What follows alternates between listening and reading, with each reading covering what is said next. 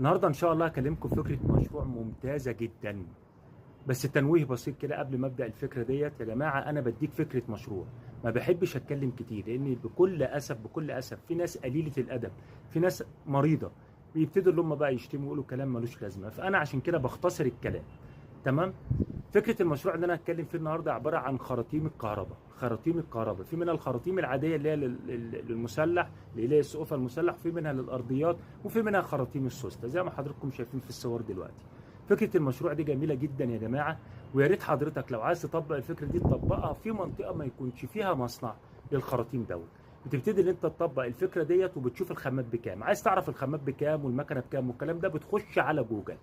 انا بديك الفكره، بعد كده حضرتك بقى بتعمل دراسه جدوى وبتخش على جوجل، بتشوف المصنع فين وبتشوف طريقه التنفيذ بتاعتها ازاي وبتشوف ايه اللي مطلوب، وطبعا بتحقق كل الشروط القانونيه عشان تبتدي تعمل الفكره دي.